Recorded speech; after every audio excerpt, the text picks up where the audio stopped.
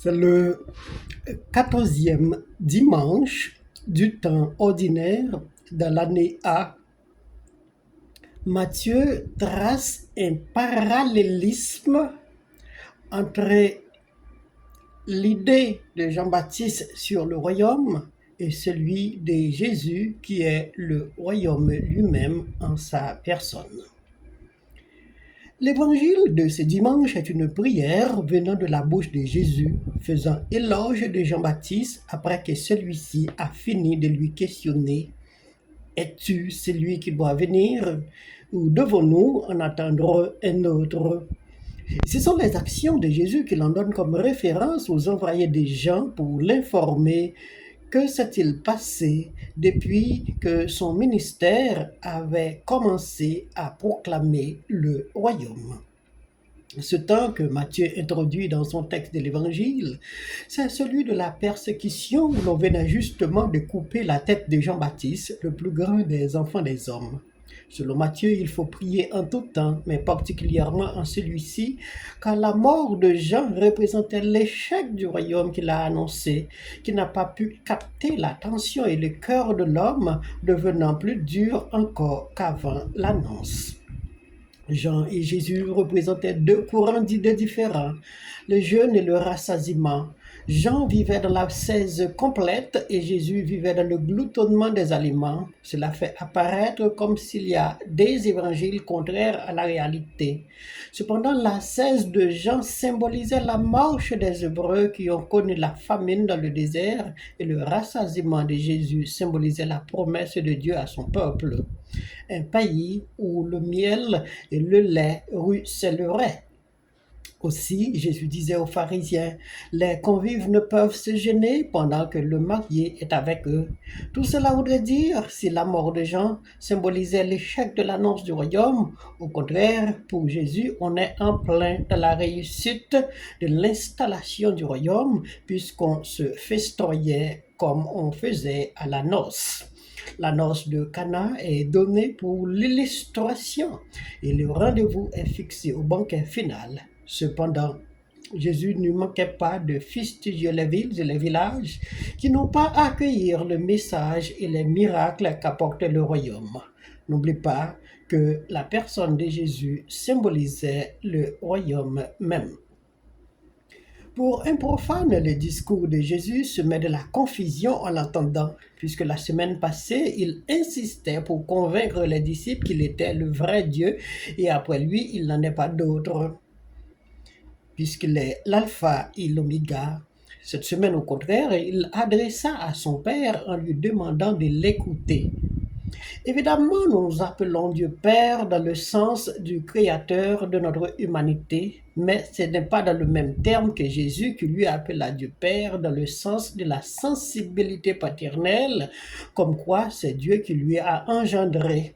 Donc il lui amaderait tendrement comme on faisait dans le Moyen-Orient en appelant le Père Abba. Ceci fait bondir les Juifs qui n'ont même pas voulu citer le nom de Dieu pour ne pas le profaner. Voilà qu'un simple individu formé de chair et d'os appelle Dieu son Père. Jésus appelle Dieu Père parce qu'il l'appelle lui-même Fils. Fils, c'est la signification du mot Abel, que l'on disait fils d'Adam, symbole du premier crié. Abel est campé pour le premier fils de la terre qui symbolisait Adam, tandis que lorsque nous appelons Dieu Père, nous faisons allusion à Abraham, ce nom qui signifie Père d'une multitude. Jésus, lui, il nous a appris à vivre dans la tendresse filiale d'une façon très familière avec Dieu. Depuis que Jésus est venu lui-même, notre relation avec Dieu a bien changé.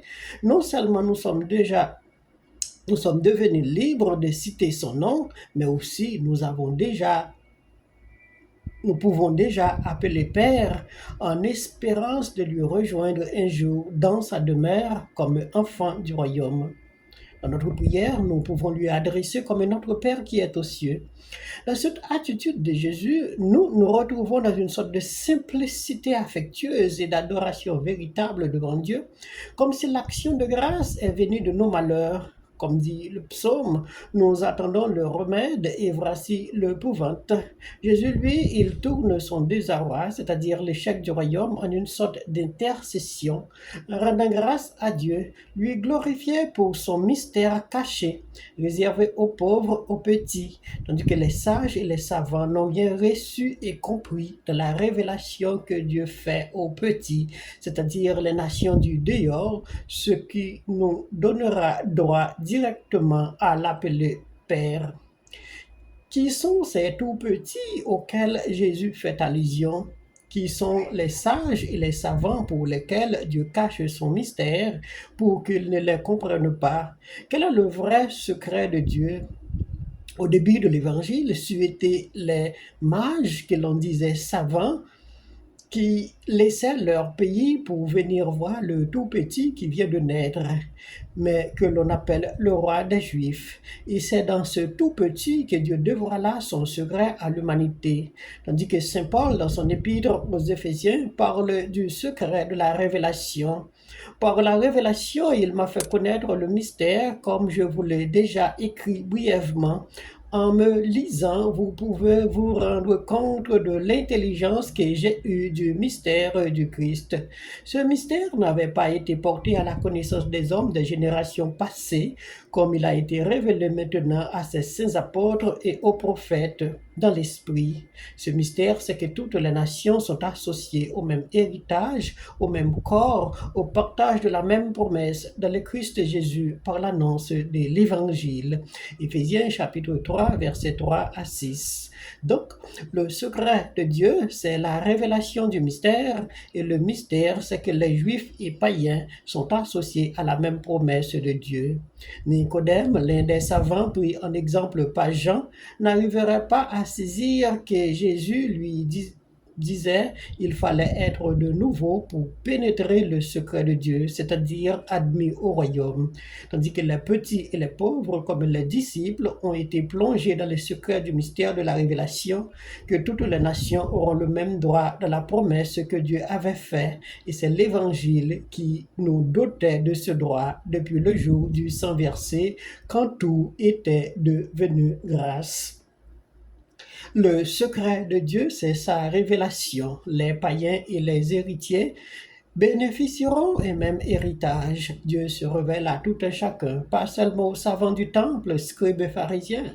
Le mystère est ouvert à tous sans distinction de race et de classe. Plusieurs livres de la Bible font allusion au secret du plan de Dieu pour l'humanité, pendant que Jésus, lui, il parle du royaume de Dieu en disant que c'est la parole révélatrice. Cependant, le vrai secret de Dieu s'est révélé à son Verbe fait chair. Mais à bien saisir, les foules, les non-juifs, ceux qui ne sont ni pharisiens ni scribes, accueillent la parole pour ce qu'elle est, tandis que ceux à qui la parole a été révélée n'en font aucun cas. Ils se gonflent leur poitrine devant cette parole. Ils l'ont même accusé de Belzéboul, pendant qu'ils se prennent pour savants et sages. Donc leur intelligence leur ont bloqué dans leur certitude de connaissance de Dieu. Trop de connaissances ne nous laissent pas libres d'accepter ce qui est déjà traduit une vérité empirique, observée à partir des faits bien établis. Ces messieurs n'arriveraient pas à entendre ni à comprendre le langage de la croix, ce langage qui ressemble à une sorte de folie, mais une folie plus sage que la sagesse de l'homme lui-même. Les petits et les pauvres sont confiés à la providence divine dès le début de la mission, dans le but de contredire ceux qui se réclament savants et intelligents. Ce n'est ni par mérite, ni par capacité, ni par caprice, mais c'est par grâce que leur petitesse et leur pauvreté attirent la bonté de Dieu, celui que Jésus appelle son Père. Celui-ci regarde toujours les petits, les pauvres, les délaissés, les abandonnés, les méprisés, les écrasés, avec un œil de compassion. Le prophète Isaïe disait qu'ils sont les prunelles de ses yeux. Cela fait de lui un être de cœur humain qui sait prendre pitié des autres. Chaque passage d'un évangile est une nouvelle école pour apprendre une nouvelle leçon venant de la bouche de Jésus comme le vrai maître de cette école de la vie. Cependant, des fois, Jésus nous soulève à la hauteur même de Dieu. Donc, nous avons besoin d'une compréhension et d'une sagesse inouïe pour saisir les enseignements. Il ne faut pas croire à ce que l'on entend, mais avoir une haute intensité de connaissance du domaine pour savoir sucer la substantifique des idées révélatrices. Nul ne connaît le Fils sinon le Père, nul ne connaît le Père sinon le Fils, et le Fils à qui il veut le révéler. Comment faut-il analyser le verbe connaître et comment faut-il le cerner dans le contexte que Jésus l'étende devant nous? Et connaître Dieu, c'est quoi? C'est le même mot que Jésus disait à Nicodème, naître de nouveau. Donc, connaître Dieu, c'est une nouvelle naissance quand nous reconnaissons Dieu comme notre Père. Jésus a une identification profonde, plus que ce que nous entendons de lui, et c'est à chaque prière